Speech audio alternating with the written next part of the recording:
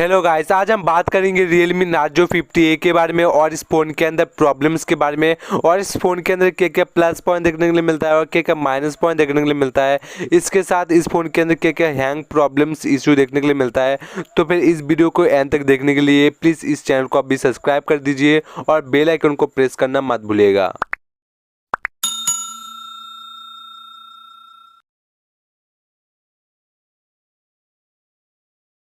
Realme Narzo 50A इसका जो हमें प्राइस देखने के लिए मिलता है फ्लिपकार्ट के अंदर 12,499 और इस फ़ोन का प्राइस के अंदर आपको 4GB का रैम और 128GB का स्टोरेज देखने के लिए मिलता है।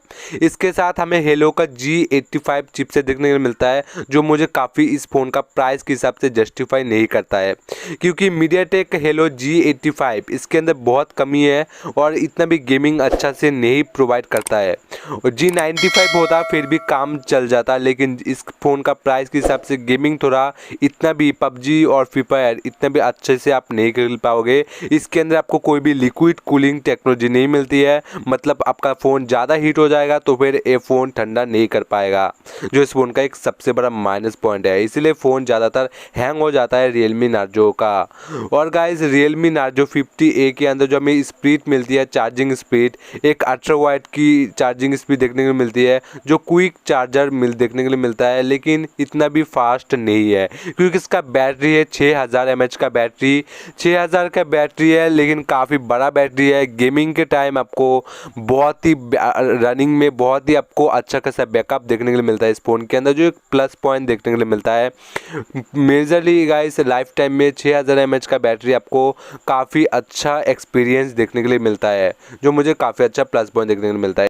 इस फ़ोन का डिस्प्ले के बारे में बात करूँ तो भी इस फ़ोन का प्राइस के हिसाब से इसका डिस्प्ले बिल्कुल भी जस्टिफाई नहीं करता है, क्योंकि एक 6.5 इंच का एक हमें HD प्लस डिस्प्ले देखने के लिए मिलता है, not for full HD plus. Display में बहुत कमी है और बहुत बग्स है। इस फ़ोन के अंदर हमें एक साइड माउंटेन फिंगरप्रिंट देखने के लिए मिलता है, जो एक हमें लो एक्सपीरियंस देखने के लिए मिलता है। एक इन डिस्प्ले पे फिंगरप्रिंट देखने के लिए मिलता है तो फिर काफ़ी अच्छा एक्सपीरियंस इस फ़ोन के अंदर मिल जाता है, लेकिन इस फ़ोन का प्राइस के हिसाब से एक साइड माउंटेन फिंगरप्रिंट हमें एक्सपेक्ट नहीं करना चाहिए था। इस फ़ोन का कैमरे के बारे में बात करूँ तो फिर नो डाउट इस फ़ोन के अंदर जो कैमरे के जो देखने के लिए मिलता है, काफ़ी अच्छा क्वालिटी का कैमरा देखने के लिए मिलता है। 50 मेगापिक्सल का कैमरा जो इसका प्राइमरी लेंस है, लेकिन इसमें भी थोड़ा सा माइनर स्पेंड कर दिया गया है। 2 MP का प्रोटेक्ट कैमरा देखने के लिए मिलता है और 2 MP का एक माइक्रो कैमरा देखने के लिए मिलता है। अल्ट्रा वाइड एंगल मिसिंग है इस फ़ोन के अंदर, जो सबसे बड़ा बिग प्रॉब्लम है इस कैमरे के अंदर। गाइस, इसका सेल्फी कैमरा भी इतना भी अच्छा नहीं है, सिर्फ आपको 8 MP का सेल्फी कैमरा मिलता है जो काफ़ी बेकार सेल्फी सबको क्लिक करके देता है। जो 8 MP का AI सेल्फी है इतना भी अच्छा नहीं मिलता। 16 मेगापिक्सल का कैमरा होता तो फिर इस थोड़ा सा सेल्फी में बेटर करना चाहिए था, क्योंकि हम लोग प्राइमरी कैमरा से ज़्यादा हम लोग प्रोटेक्ट या सेल्फी कैमरा यूज़ करते हैं ज़्यादा। इस फ़ोन के अंदर आपको 2 सिम कार्ड और एक SD कार्ड लगा सकते हो, जो एक प्लस पॉइंट है। जो आप किसी भी फ़ोन के अंदर एक सिर्फ 2 सिम कार्ड या एक सिम कार्ड और मेमोरी कार्ड लगा सकते हैं, लेकिन इस फ़ोन के अंदर आप 2 सिम कार्ड यूज़ कर सकते हो। और गाइस, इस फ़ोन के अंदर एक प्लस पॉइंट मिलता है, आपको सुपर पावर सेविंग मोड मिल जाता है। और गाइस, आजकल Realme का सभी फ़ोन के अंदर आता है सुपर पावर सेविंग मोड। इसके अंदर क्या होता है, मतलब आपका बैटरी को कंज्यूम नहीं करता है। आप इसके अंदर आपको सिर्फ फ़ोन वगैरह कर सकते हो, मैसेज वगैरह कर सकते हो और कुछ भी नहीं कर सकते हो। डार्क मोड मिल जाता है, डार्क मोड का एक्सपीरियंस ले सकते हो। और गाइस, इसका जो डिज़ाइन के बारे में बात करूँ, फर्स्ट ऑफ ऑल इसका डिज़ाइन हमें काफ़ी अच्छा देखने के लिए मिलता है, इतना भी बुरा नहीं है इसका डिज़ाइन।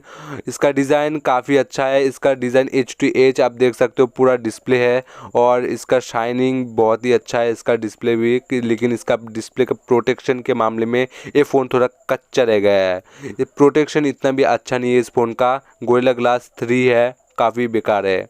और गाइस, इस फ़ोन का सेंसर्स के बारे में बात करूँ और फीचर्स के बारे में बात करूँ, काफ़ी अच्छे फीचर्स तो मिलता है, लेकिन ये फ़ोन एक 5G नहीं है, जो सबसे बड़ा एक मेन प्रॉब्लम है, क्योंकि आने वाले टाइम में 5G होना चाहिए और काफ़ी अच्छा ग्रोथ होने वाला है 5G प्लान्स के साथ। आप एक्सपीरियंस नहीं उठा पाओगे। और Realme UI के बारे में बात करूँ, Realme UI में काफ़ी बग्स तो देखने के लिए मिलता है। इसके साथ Realme UI के अंदर एड्स देखने के लिए मिलता है भर भर के। और गाइस, इस काफ़ी एड्स के साथ आपको बहुत बेकार यूआई मिलता है जो मुझे काफ़ी अच्छा नहीं मिलता है। लेकिन रियलमी का यूआई के अंदर आपको काफ़ी अच्छा नो डाउट फीचर्स मिलता है, नो डाउट काफ़ी अच्छा एक्सपीरियंस भी देखने को मिलता है। आप लास्ट में आते इस फ़ोन को बाय करना चाहिए या नहीं करना चाहिए। प्लीज़ इस फ़ोन को मत बाय कीजिए, आपका टोटली पैसा डूब जाएगा क्योंकि इसका प्रोसेसर भी इतना भी अच्छा नहीं है। आपको एक 5G फ़ोन लेना चाहिए, प्लीज़ 5G फ़ोन